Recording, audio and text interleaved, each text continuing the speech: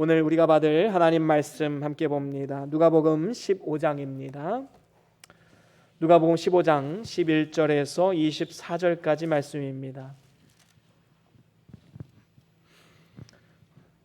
누가복음 15장 11절에서 24절까지 말씀, 우리 한 절씩 저와 여러분들이 교독하고 마지막 절 함께 읽겠습니다.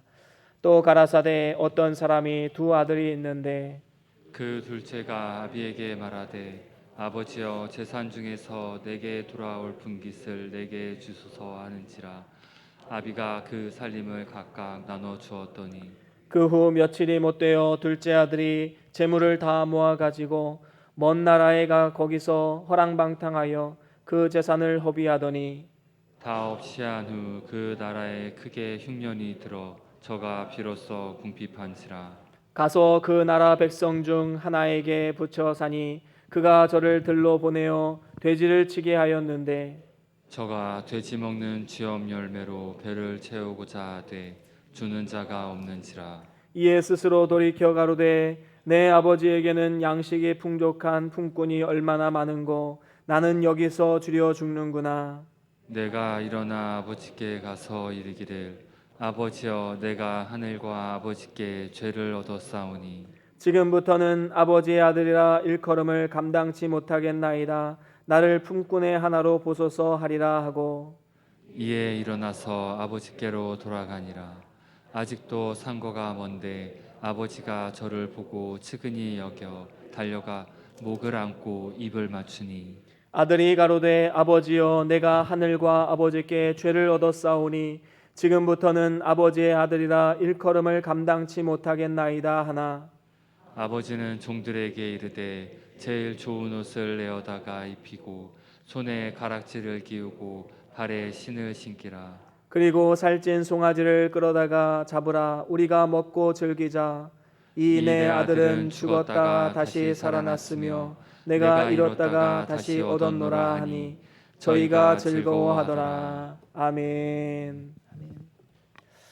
예, 우리 말씀들과 함께 같이 선포합니다. 시작. 주의 말씀은 내 발의 등이요 내 길의 빛이 되십니다. 주여 말씀하옵소서. 주의 종이 듣겠나이다. 아멘.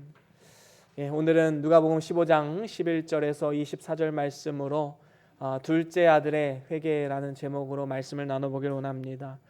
우리가 지난 시간에 같은 본문을 가지고 하나님 아버지의 사랑에 관해서 함께 말씀을 나누었습니다. 이제 오늘은 둘째 아들의 관점에서 그가 어떻게 회개를 했고 어떻게 삶이 변화되었는지 거기에 대해서 우리가 말씀을 함께 나눠보길 원합니다. 어떤 사람에게 두 아들이 있었는데 그 둘째 아들이 아버지의 사랑을 깨닫지 못하고 아버지의 재산 중에서 자신에게 돌아올 분깃을 미리 받아가지고 먼 나라에 가게 되었습니다. 자신에게 주어진 재산을 하나도 남기지 않고 다 모아가지고 간 사실을 통해서 우리가 알 수 있는 것은 무엇입니까? 아마도 이 아들은 다시 돌아올 생각을 하지 않고 떠난 것이다 라고 우리는 유추해 볼 수가 있습니다. 부푼 꿈을 안고 떠나갑니다. 그는 세상에 나아가서 자기 마음껏 자기 양껏 한번 살아보겠다 결심하며 나아갑니다. 하지만 그는 허랑방탕하게 결국에 모든 재산을 다 허비하고 비참한 처지가 되어서 아버지께로 다시 돌아오게 되었습니다. 둘째 아들이 집을 떠난 이유가 무엇일까요? 성경에는 자세한 이유와 원인에 대해서 잘 설명하고 있지는 않지만 아마도 아버지의 간섭, 제재, 훈계 이러한 이유가 클 것입니다. 자기 마음대로 한번 살아보고 싶고 그야말로 자유를 만끽하고 싶은 그러한 생각이 있었던 것입니다. 이러한 둘째 아들 탕자의 모습은 하나님을 배반하고 멀리 떠났었던 그 아담을 위시해서 그 죄가 유전된 오고 오는 모든 인류의 사람들, 그 모든 사람들을 상징하는 것을 우리는 보게 됩니다. 여러분, 최초의 죄가 이 땅 가운데 어떻게 들어오게 되었습니까? 에덴을 창설하시고 다스리셨던 그 하나님의 간섭이 싫었기 때문에 아담은 하나님을 배반하고 하나님을 떠나게 되었습니다. 이제는 나 자신이 하나님이 되어서 내 마음껏 한번 살아보고 싶다 이런 생각을 하게 되었던 것입니다. 이것이 바로 인간의 죄악성입니다. 이러한 죄성이 이 둘째 아들에게도 있었지요. 하지만 자유에는 반드시 책임이 따른다는 사실을 우리는 잊지 말아야 합니다. 그리고 결국에는 우리가 행한 대로 하나님의 심판과 하나님의 판단이 분명히 있을 것입니다. 여러분 한번 생각해 보십시오. 청소년기 자녀들은 대부분 이 부모의 간섭을 굉장히 싫어합니다. 뭔가 책망하려고 하면 잔소리라고 생각하고 귀를 닫아버리지요. 급기야는 어떻게 합니까? 이제 난 자유롭게 살고 싶다. 집을 뛰쳐나가기도 합니다. 하지만 집을 나가는 순간 어떻습니까? 이제는 세상의 모진 풍파를 스스로 다 감내해야 되는 것입니다. 얼마나 힘들고 고달픈 인생입니까? 반면에 이 고아원의 아이들, 그 아이들은 자신을 훈계하고 자신을 바른 길로 이끌어줄 부모의 잔소리가 그리울 수도 있습니다. 우리는 이러한 사실을 통해서 알 수 있는 것이 무엇입니까? 우리가 하나님의 진리 안에 있다는 것, 하나님의 법의 테두리 안에 있다는 것, 그것이 얼마나 큰 축복인가 알아야 되는 것입니다. 이 법체계를 한번 보십시오. 때로는 살아가다 보면 이 교통법규 지키는 것이 참 귀찮을 때도 있습니다. 특별히 시간에 쫓길 때에 이제 약속 시간이 다 되어 가는데 갑자기 신호등이 빨간불로 딱 바뀌게 되면 참 야속한 마음이 들지요. 그렇다고 차라리 신호등이 다 없어져 버렸으면 좋겠다. 자유롭게 그냥 왕래하는 날이 있으면 좋겠다. 이런 생각하는 사람 한 사람도 없을 것입니다. 왜 그렇지요? 이 신호등 체계가 다 사라지게 되면 우리의 이 교통 모든 도로가 다 아비규환이 될 것이 뻔하기 때문입니다. 법은 때로는 우리를 귀찮게 하고 간섭하고 억압하는 것처럼 보여지기도 하지만 그 법의 보호를 떠나면 우리의 삶은 무질서해지고 지옥과도 같은 삶을 경험하게 되는 것입니다. 오늘날 이 전쟁이 일어나는 국가들이 있지요. 얼마나 무질서합니까? 국가의 공권력이 무너졌습니다. 삶이 지옥과도 같습니다. 성경은 말합니다. 진리를 알지니 진리가 너희를 자유케 하리라. 하나님의 말씀이 우리를 자유케 하는 것이지 우리 스스로가 자유를 누린다고 해서 그게 자유가 아니다라는 것입니다. 하나님 말씀은 때로는 우리를 규제하고 간섭하고 귀찮게 하는 것처럼 보이지만 우리가 진정한 자유를 누리는 길은 하나님의 그 말씀의 법 안에 있을 때 참 자유함을 누릴 수 있게 되는 것입니다. 그래서 우리가 하나님 말씀 안에 거하는 것이 얼마나 소중한 것인가, 우리가 교회의 테두리 안에서 거하는 것이 얼마나 소중한 것인가 깨달아야 됩니다. 오늘 말씀에 아버지의 간섭이 귀찮아서 집을 떠난 이 둘째 아들, 잘 살 줄로만 알았지요. 하지만 결국에는 비참한 삶이 되고 말았습니다. 먼저 13절에 보면 먼 나라에 가서 허랑방탕하게 다 그 재산을 날려버리게 되었습니다. 돈을 보고 몰려온 친구들과 날마다 먹고 마시고 방탕한 죄악에 빠져서 모든 재산을 다 허비하고 말았습니다. 이러한 모습을 이사야 선지자는 이렇게 말씀합니다. 우리 이사야 22장 13절과 14절 말씀 우리 같이 한번 읽어보겠습니다. 이사야 22장 13절과 14절입니다. 시작. 너희가 기뻐하며 즐거워하여 소를 잡고 양을 죽여 고기를 먹고 포도주를 마시면서 내일 죽으리니 먹고 마시자 하도다. 만군의 여호와께서 친히 내 귀에 들려가라. 진실로 이 죄악은 너희 죽기까지 속하지 못하리라 하셨느니라. 주 만군의 여호와의 말씀이니라. 아멘. 그렇습니다. 여기서 뭐라고 말씀합니까? 세상과 죄의 노예가 된 사람들의 모습이 나오지요.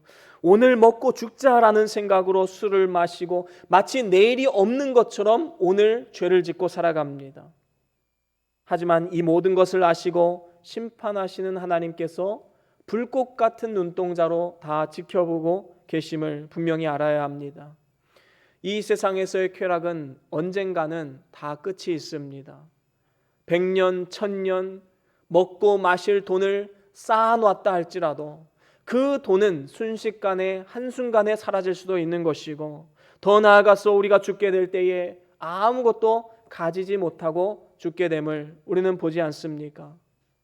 오늘 말씀에도 아버지를 떠나면 참 행복이 있고 자유함이 있고 즐거운 일만 있을 거라고, 그리고 성공하고 잘 살 것이라는 이 부푼 꿈을 가지고 나아갔지만 결국에 돈은 다 떨어지게 되었고, 돈만 바라보고 따랐던 친구들 역시도 다 떠나가게 되었습니다. 엎친 데 덮친 격으로 나라에 흉년이 듭니다. 돼지 쥐엄 열매라도 얻을까 해서 구해보지만 그건 역시도 구할 수가 없습니다. 얼마나 비참한 상태입니까? 이것이 바로 하나님을 떠난, 그래서 자신의 야망과 욕망을 따라 살아가는 세상 사람들의 말로인 것입니다. 이러한 모습을 또한 예레미야 선지자는 이렇게 표현을 합니다. 예레미야 17장 5절과 6절 말씀 우리 같이 한번 읽어보겠습니다. 예레미야 17장 5절과 6절입니다. 시작. 나 여호와가 이같이 말하노라. 무릇 사람을 믿으며 혈육으로 그 권력을 삼고 마음이 여호와에게서 떠난 그 사람은 저주를 받을 것이라. 그는 사막의 떨기나무 같아서 좋은 일은 오는 것을 보지 못하고 광야 간조한 곳 공전 땅 사람이 거하지 않는 땅에 거하리라. 아멘. 그렇습니다. 하나님을 떠나서 사람을 믿고 사람의 권력을 신뢰하고 그것을 의지하는 사람, 그 사람은 저주를 받을 것이라 말씀하면서 그 사람의 모습을 사막의 떨기나무와 같다라고 표현하고 있습니다.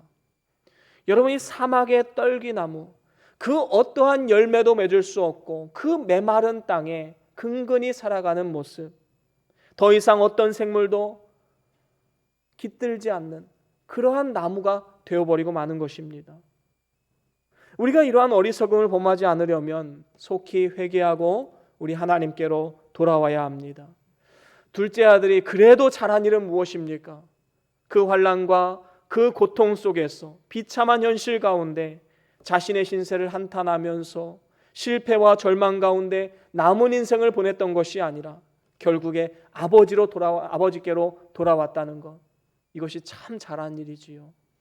그래서 오늘 말씀을 통해서 우리는 이 둘째 아들이 회개하는 그 과정을 통해서 어떠한 삶의 변화가 일어났는지 그것을 깨닫고 우리도 역시 이제는 진실된 회개를 통해서 주께로 한 걸음 한 걸음 걸어나가는 그러한 삶이 되어야 될 줄로 믿습니다. 그러면 진실된 회개를 통한 이 삶의 변화는 무엇인가? 거기에 대해서 네 가지로 살펴보길 원하는데, 자, 첫 번째로는 자신의 비참함을 깨닫게 됩니다.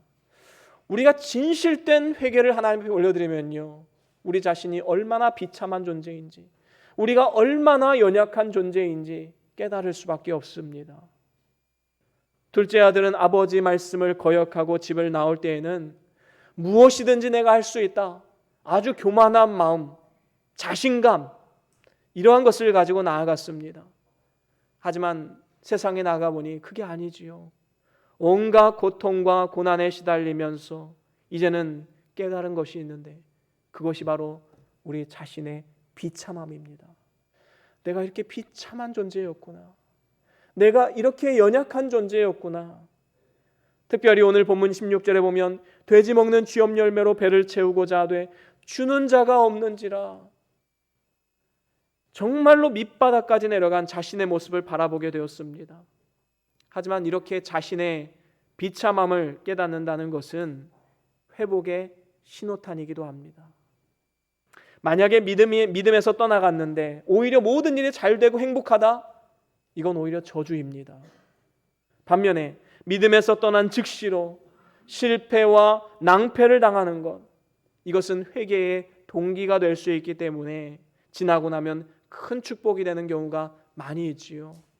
그렇기 때문에 자신의 비참함을 깨달았다면 이제 주 앞에 나와 회개하고 하나님을 붙잡고 나아가야 되는 것입니다. 오늘날 우리의 삶을 돌아보십시오. 인생의 연약함을 깨닫게 되는 모진 세파 얼마나 많이 있습니까? 사실 주변에 나만 빼고 다른 사람들 다 잘 사는 것처럼 보일 때가 있지요. 하지만 그건 사실이 아닙니다. 눈으로 보기에 잘 사는 것처럼 보여지지만 사실 그 삶과 그 가정에 들어가 보면 사람은 누구에게나 다 힘든 세파, 그리고 여러 가지 고난과 고통이 있음을 보게 됩니다. 사업이 잘 되는가 싶으면 자녀들이 속썩이고, 자녀가 잘 되는가 싶으면 건강이 무너지고. 여러분, 우리의 삶 가운데 이러한 고통이 멈추는 날이 있을까요? 아마도 없을 것입니다. 특별히 오늘날은 이 전염병, 전쟁, 자연재해, 지금 전 세계를 위협하고 있지요. 이를 통해서 우리가 깨닫는 것이 무엇입니까? 바로 우리 인간의 연약성입니다.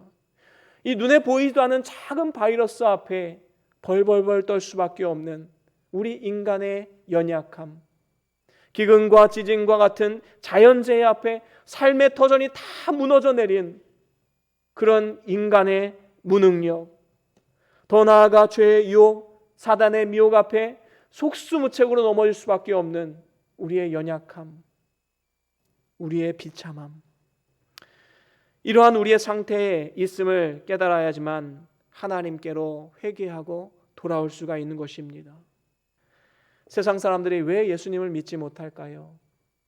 삶 가운데 내가 의지할 것이 너무나도 많이 있기 때문입니다. 어떤 사람은 돈을 의지하고, 어떤 사람은 사람을 의지하고, 어떤 사람은 가족을 의지하고, 자신이 믿는 구석이 있기 때문에 예수님을 믿을 수가 없는 것이지요. 하지만 언젠가는 그 생각이 잘못되었다라는 사실을 분명히 깨닫게 되는 날이 옵니다. 때로는 돈에 무너지고, 사람 때문에 좌절하고, 여러분, 바로 그때가 오면 하나님께로 돌아올 기회인 줄로 아십시오. 지금 일이 내 뜻대로 되지 않는다고 한다면, 이로 인해서 비참함에 빠지게 되었다면 우린 오히려 크게 기뻐해야 됩니다. 왜냐하면 다시 하나님을 붙잡고 하나님을 의지할 기회가 생겼기 때문입니다. 하나님은 우리의 비참함을 통해서 역사하시는 분이십니다. 물론 믿는 자들에게 좋은 것 주시는 하나님이십니다.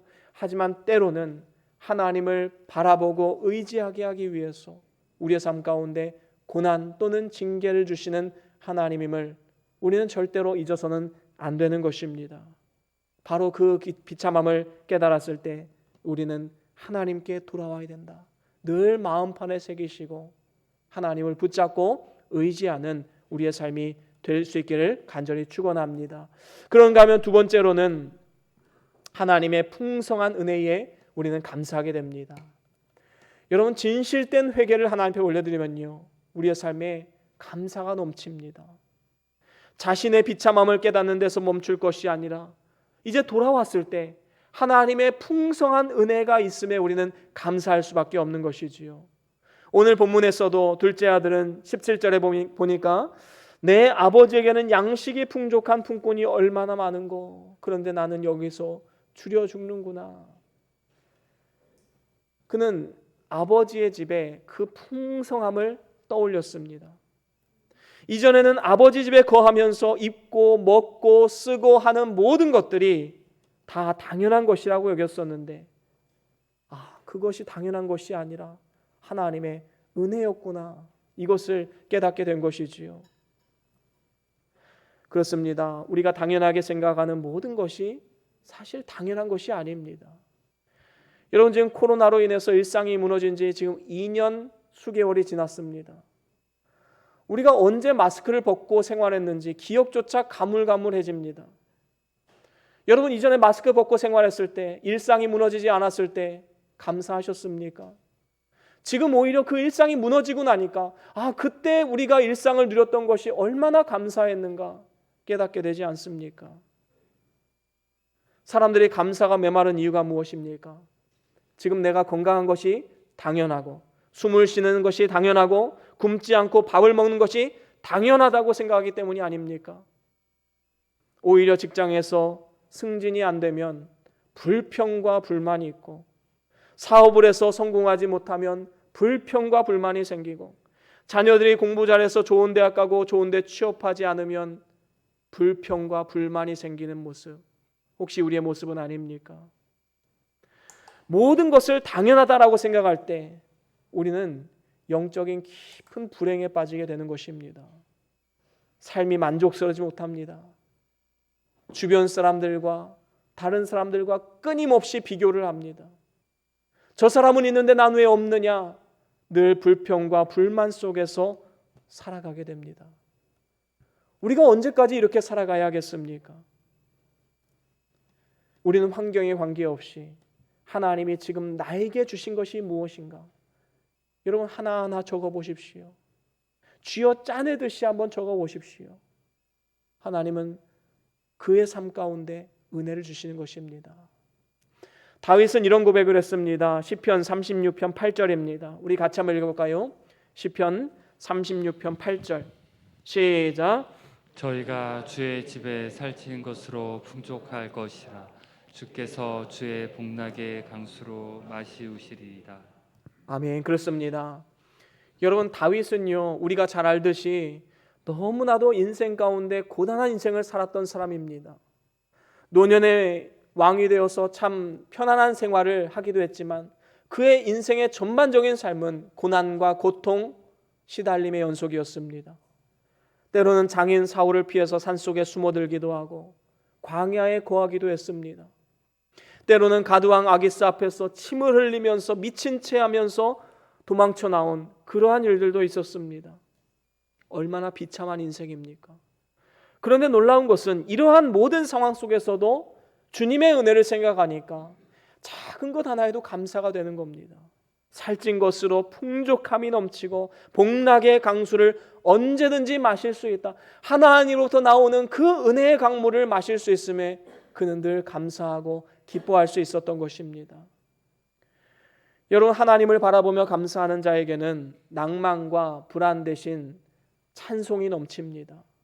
독수리와 같이 새 힘을 얻어서 곤비치 않고 위로 올라갈 수 있게 되는 것이지요. 여러분 한번 상상해 보십시오.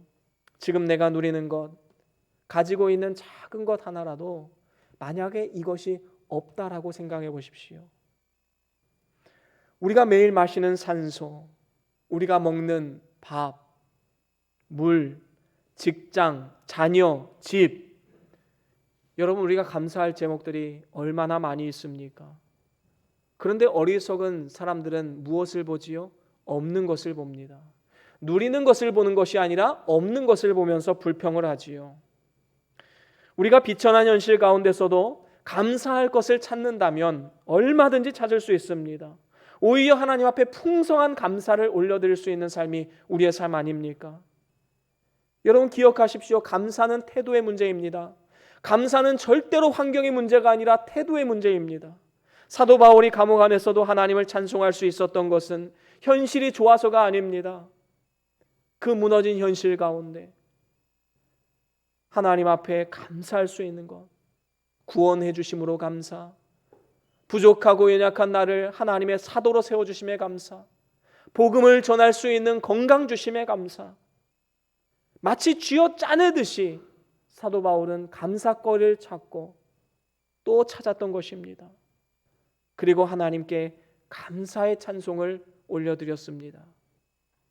여러분 지금 누리는 작은 것이라 할지라도 절대로 그것을 당연한 것으로 여기지 마십시오.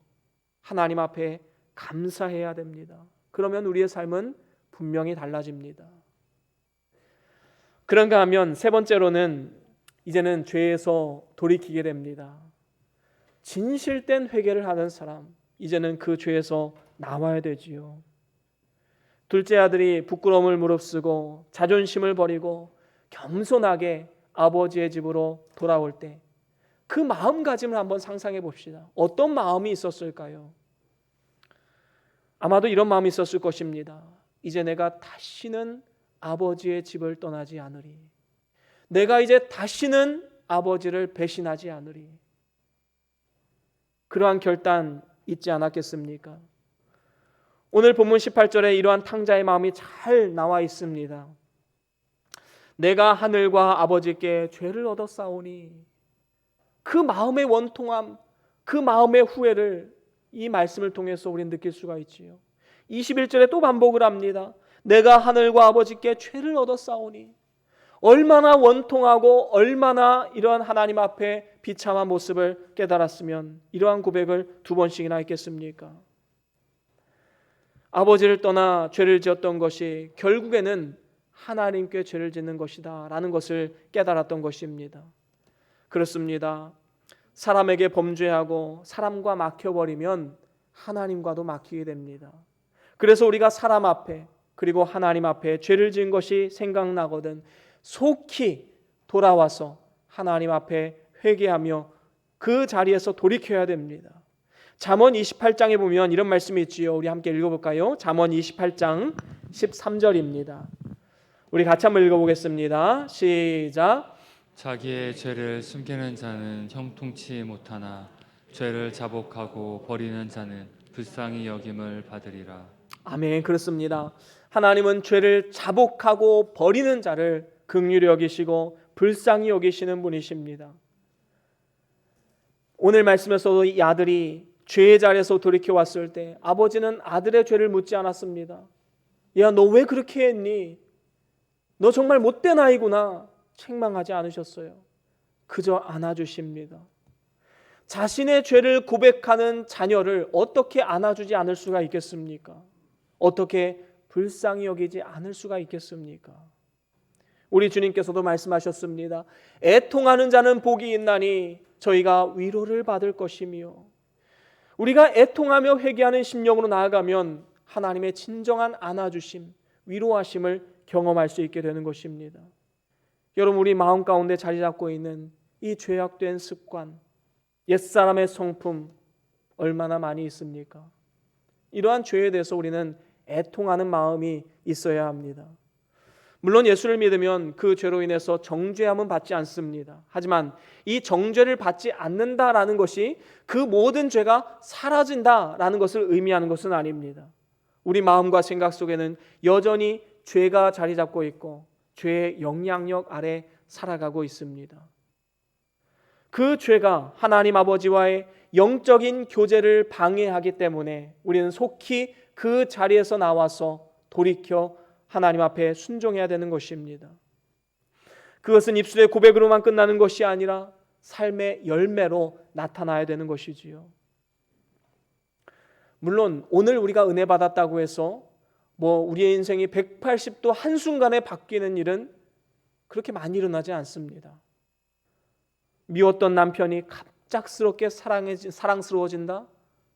아니면 아내의 잔소리가 갑자기 아름다운 음악 소리처럼 들린다? 말 안 듣는 자녀들이 갑자기 너무나도 이쁘고 사랑스러워 보인다? 아니면 수십 년 동안 피워오던 담배가 갑자기 끊어진다? 아니면 알코올 중독에서 바로 빠져나온다? 어쩌면 이런 일들이 곧바로 일어나지 않을 수도 있습니다. 하지만 이 죄에 대해서 애통하는 자가 주시는 하나님의 은혜가 무엇입니까? 이제는 소망이 있다라는 것이지요. 하나님의 위로를 받고 하나님 주시는 세임과 능력을 받아 살기 때문에 넘어져도 또 일어설 수 있는 힘과 능력을 공급받게 되는 것입니다. 그때마다 하나님은 강한 오른팔로 우리를 붙잡아 주시는 그러한 경험을 할 수 있게 되는 것이지요. 이것이 바로 우리가 매 순간마다 매 주일 예배마다 우리가 하나님 앞에 회개의 기도를 올려드려야 하는 이유인 것입니다. 그런가 하면 이제 마지막으로 네 번째, 회개한 자에게 주시는 하나님의 은혜, 네 번째로는 이제는 빚진 자의 마음으로 우리는 섬기게 됩니다.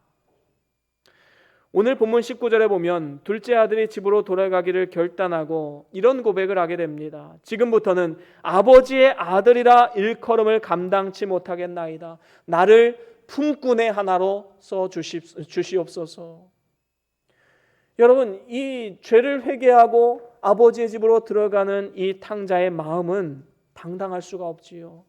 고개를 푹 숙이고 내가 이제는 아버지의 아들이라 일컬음을 감당치 못하겠습니다. 나를 그저 품꾼의 하나로 써주십시오. 그렇습니다. 하나님은 그의 외아들 독생자 예수 그리스도를 이 땅에 보내셔서 십자가의 모진 고난과 고통을 다 당하게 하심을 통해서 우리를 대속하시고 그의 피값으로 우리를 사신 하나님의 자녀로 삼아주셨습니다. 우리가 이러한 은혜를 생각할 때에 하나님의 아들이라 일컬을 받는 하나님의 아들이라 불림을 받는 데 있어서 면목이 없지요. 우리가 행한 것이 아무것도 없기 때문입니다. 자신의 외아들을 내어주시기까지 우리를 사랑하신 그 사랑 앞에 우리가 어떻게 뻔뻔한 얼굴로 아버지를 대할 수가 있겠습니까? 늘 빚진 마음, 죄송한 마음, 그것뿐이지요. 그래서 우리는 하나님의 자녀라는 이름에 누가 되지 않도록 늘 빚진 자의 마음으로 살아가야 하는 것입니다. 어떻게 하면 아버지를 기쁘시게 할 수 있을까? 어떻게 하면 하늘 아버지를 기쁘시게 할 수 있을까? 나에게 주신 그 은혜의 빚을 어떻게 갚을 수가 있을까? 늘 이러한 고민으로 살아가야 마땅한 것입니다. 사도 바울이 바로 이러한 사람이었지요. 로마서 1장 14절 15절에 보면 이렇게 말씀합니다. 우리 같이 한번 읽어볼까요? 로마서 1장 14절과 15절입니다. 시작. 헬라인이나 야만이나 지혜 있는 자나 어리석은 자에게 다 내가 빚진 자라. 그러므로 나는 할 수 있는 대로 로마에 있는 너희에게도 복음을 전하기를 원하노라. 아멘. 그렇습니다. 여러분, 사도 바울에게는요, 그 마음 가운데 늘 빚진 마음이 있었습니다. 누군가에게 돈을 꿔서 빚진 것이 아니라 그 마음 가운데 그리스도의 사랑이 꽉 차 있기 때문에 내가 그리스도의 사랑을 어떻게 하면 갚을 수 있을까? 그래서 그 사랑을 가지고 세상 가운데 나아가 주변 사람들을 대하기 시작하는 겁니다. 그래서 여기에 이 빚진 자라는 단어를 헬라어로 보니까 이 오페일레테스라는 단어를 사용했는데, 이 단어가 이 빚진 자라는 뜻 외에도 또 한 가지 의미가 있습니다. 의무를 가진 자라는 뜻을 가지고 있습니다. 여러분, 이거 어쩌면 당연한 것이지요. 빚을 졌으면 당연히 갚아야 하는 의무가 생기는 것입니다. 여러분, 우리가 그렇기 때문에 복음을 전하고 섬김을 감당하는 것은 우리가 해도 되고 안 해도 되는 문제가 아니라 하나님의 그 은혜를 입은 자로서, 하나님의 사랑의 빚을 진 자로서 행해야 될 의무임을 우리는 분명히 기억해야 되는 것입니다. 그래서 우리는 늘 빚진 자처럼 이 세상 가운데 스스로 종이 되어서 섬김을 감당해야 하고 또 복음을 증거해야 합니다. 우리 모두는 청지기입니다. 청지기는 주인의 것을 내 것이라 주장하지 않습니다. 이것은 주님의 것이다. 그렇기 때문에 주님의 것을 주님의 영광을 위해서 사용하게 되는 것이지요. 주인을 기쁘시게 하는 일에 쓰는 것입니다. 왜냐하면 언젠가는 주인이 다시 오셔서 행한 대로 상급을 주실 것임을 믿고 있기 때문입니다. 여러분, 만약에 이 둘째 아들이 아버지가 주신 그 분깃을 가지고 이것을 청지기적 사명을 가지고 열심을 다해 이것을 사용했다면 아버지가 어떤 마음이 들었을까요? 아마도 둘째 아들에게 더 큰 일을 맡기고 큰 상급과 칭찬을 주셨으리라 생각이 듭니다. 여러분, 빚진 자의 마음, 청지기적 사명을 가지고 살아가십시오. 이것이 은혜 받은 우리들의 마땅한 삶의 태도인 것입니다. 이제 말씀을 마무리합니다. 둘째 아들 탕자는 집을 떠나면 모든 것이 행복하고 잘 될 줄로 알았지만 결국에 모든 것을 잃어버리고 빈털터리가 되어서 집으로 돌아오게 되었습니다. 하지만 그가 참으로 잘한 일이 무엇입니까? 아버지의 집으로 돌아왔다라는 것이지요. 이렇게 회개하고 돌이키는 자녀를 아버지는 안으시고 위로하십니다. 이렇게 진정한 회개가 있다면 이제는 삶이 달라져야 되지요. 우리 자신의 비참함을 보십시오. 우리가 얼마나 연약한 존재인지 그것을 보고 하나님께로 나와야 됩니다. 더 나아가서 모든 것이 당연한 것이 아니라 하나님의 은혜이구나, 하나님의 사랑의 결과이구나, 우리는 늘 감사하는 삶을 살아가야 합니다. 또한 이제는 죄에서 돌이켜야 되지요. 하나님의 은혜를 깨달았다면, 진정으로 회개했다면 이제는 그 죄의 구렁텅이에서 빠져나와야 합니다. 그런가 하면 또한 빚진 자의 마음으로 섬겨야 합니다. 하나님의 사랑이 우리를 강권하여서 늘 빚진 자의 마음, 청지기적 사명감을 가지고 우리는 살아가야 될 줄로 믿습니다. 저와 여러분들이 오늘 말씀을 통해서 나눈 이 네 가지 삶을 꼭 기억하시고 진정한 회개를 통해서 위로는 하나님을 기쁘시게 하고 좌우로는 우리 주변 사람들을 축복하고 그들을 주님의 길로 인도하는 그러한 축복의 통로, 복의 도구로서 귀하게 쓰임받는 축복의 삶이 다 될 수 있기를 주의 이름으로 간절히 축원합니다. 우리 다 같이 함께 찬송 하나 했으면 좋겠는데요. 은혜라는 찬양입니다. 우리 함께 찬양하길 원합니다. 가사를 생각하시면서 함께 찬양합니다.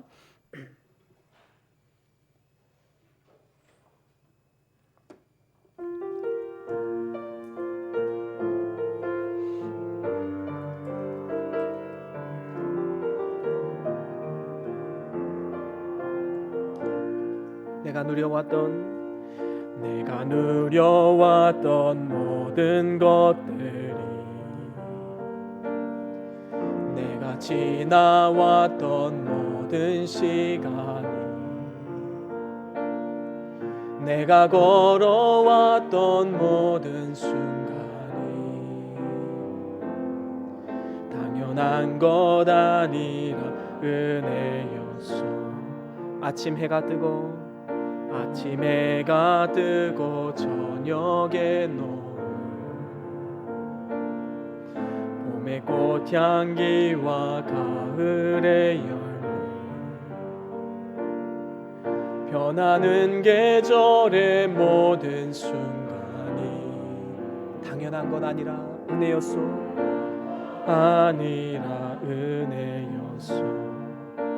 모든 것이 은혜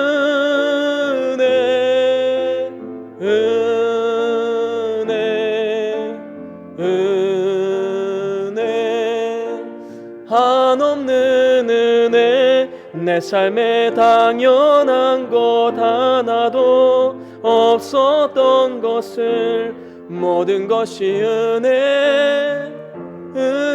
은혜였소. 내가 이 땅에 태어나는 것 내가 이 땅에 태어나 사는 어린아이 시절과 지금까지 숨을 쉬며 살며 꿈을 꾸는 당연한 것 아니라 하나님의 은혜였습니다. 것 아니라 은혜였소. 내가 하나님의 자녀로 살며 하나님의 자녀로 살며 오늘 찬양하고 예배하는 삶 복음을 전할 수 있는 축복이 당연한 것 아니라 은혜였소. 모든 것이 은혜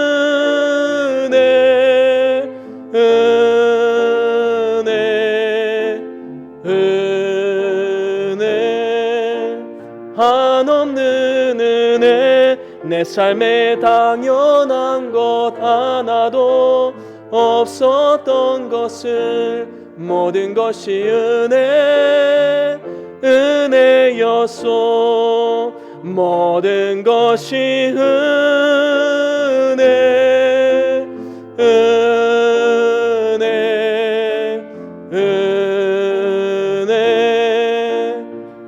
넘는 은혜 내 삶에 당연한 것 하나도 없었던 것을 모든 것이 은혜였소. 우리 다 같이 함께 기도하기를 원합니다. 우리의 삶을 돌아봅시다. 당자는 아버지의 품을 떠나서 비로소 모든 것이 은혜였음을 깨달았습니다. 오늘 우리의 삶 가운데 하나님의 은혜를 누리고 있음에도 불구하고 하나님 앞에 불평하고 원망하는 마음 혹시 있진 않으셨습니까? 그 사랑 안에서 떠나서 방황하며 유리하는 그런 모습은 있지 않습니까? 우리의 삶을 돌아보며 회개하며 나아갑시다. 회개하는 자에게 하나님 긍휼을 베푸십니다. 하나님의 은혜를 부어주십니다. 진정한 회개를 통해서 자의 죄를 자백하는 데서 끝나는 것이 아니라 이제는 그 죄에서 돌이키고 더 나아가서 빚진 자의 마음으로 청지기적 사명감을 가지고 하나님과 이웃을 섬기는 축복의 통로가 될 수 있기를 기도합시다. 이러한 우리의 삶과 이러한 우리 자녀들, 이러한 우리 교회가 될 수 있기를 기도하면서 나아갑시다. 다 같이 잠깐 동안 함께 기도하며 나아갑니다. 주여